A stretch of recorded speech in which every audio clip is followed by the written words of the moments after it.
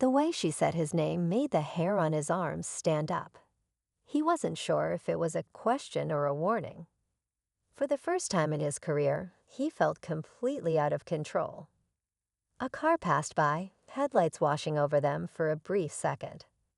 Daniels glanced at the ID still in his hand, as if hoping the name would have changed. It hadn't. Michelle gave him a moment to process before she spoke again, her voice softer but laced with meaning. "I know who you are," she said. "I know how you operate." Daniel's stomach twisted. "I've seen your record," she continued, her voice calm but unshakable. "I've read the complaints. I've reviewed the footage, and I know exactly why you pulled me over."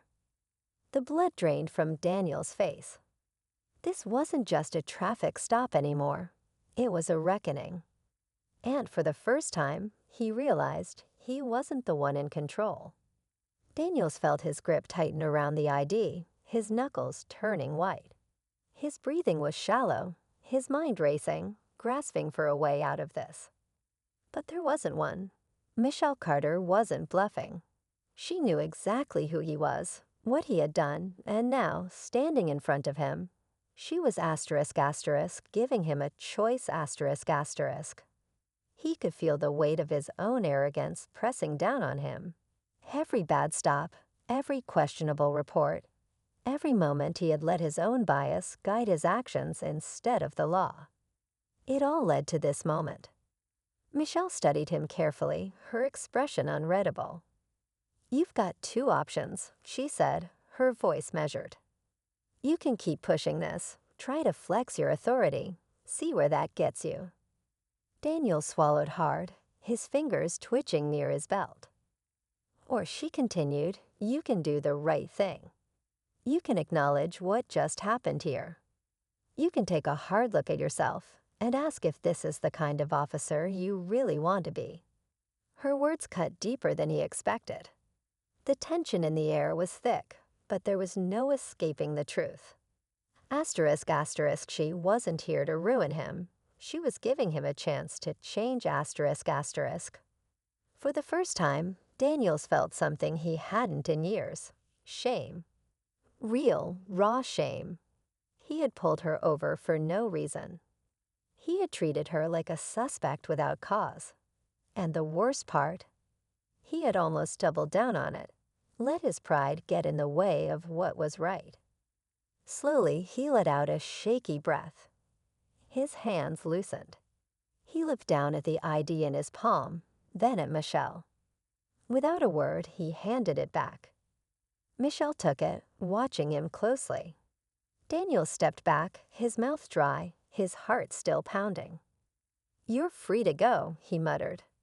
Michelle held his gaze for a long moment before nodding. "You should think about what happened here tonight," she said quietly. "Because I will." She turned, got back into her car, and drove off, disappearing into the night like a ghost, leaving Daniel standing there, alone with his thoughts. The red and blue lights on his cruiser still flashed against the dark street, but for the first time, Daniel saw them for what they really were: a warning, a reminder of the responsibility he carried every time he put on the badge. And as he stood there, the weight of the night settling over him, he knew one thing for certain. He would never forget this moment. The street was quiet, just the hum of streetlights buzzing overhead and the occasional car rolling past. Officer Daniels tightened his grip on the wheel as he sat in his patrol car, parked at an intersection just outside the city's downtown district. It had been a slow night until now. His radio crackled to life, dispatch announcing something about a black sedan matching the description of a suspected vehicle. He didn't catch the whole call, but it didn't matter. His eyes locked on a car rolling through the intersection, sleek, black, and tinted.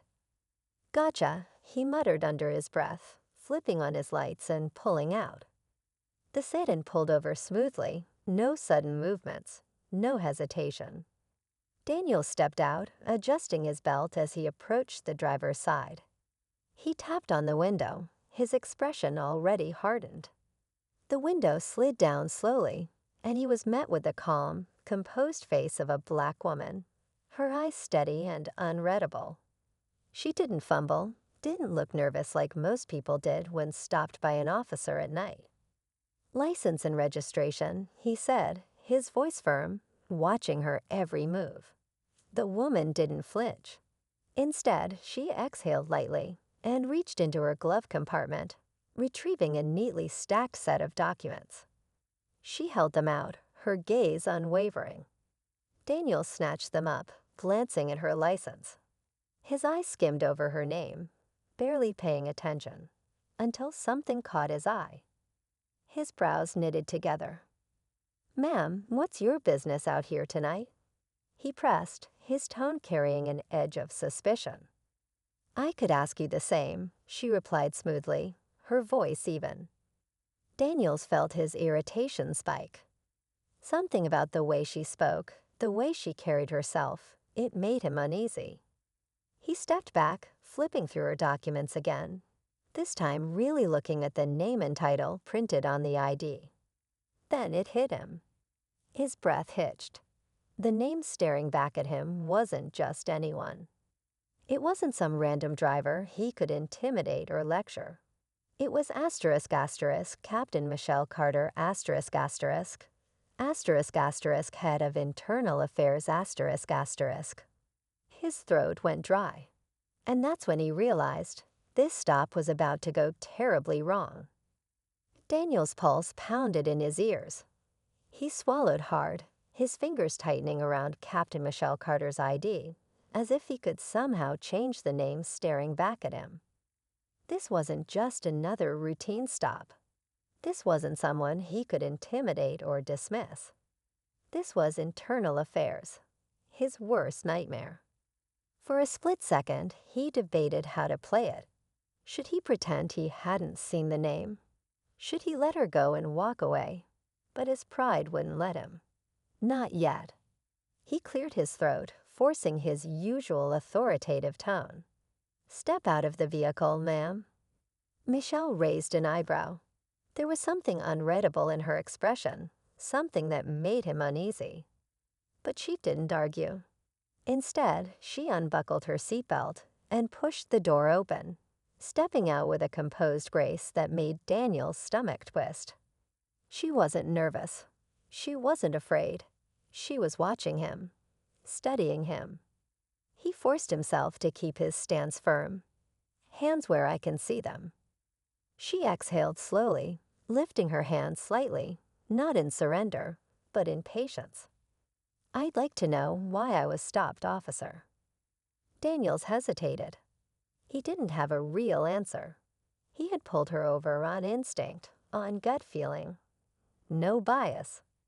A quiet, bitter thought crept into his mind, one he didn't want to face. Had he only stopped her because she was a black woman in a nice car? He pushed that thought away. He needed control. "Suspicious vehicle," he said flatly, ignoring the fact that she hadn't been speeding, hadn't broken a single law. Michelle's lips pressed together, and for the first time, there was a flicker of something colder in her eyes.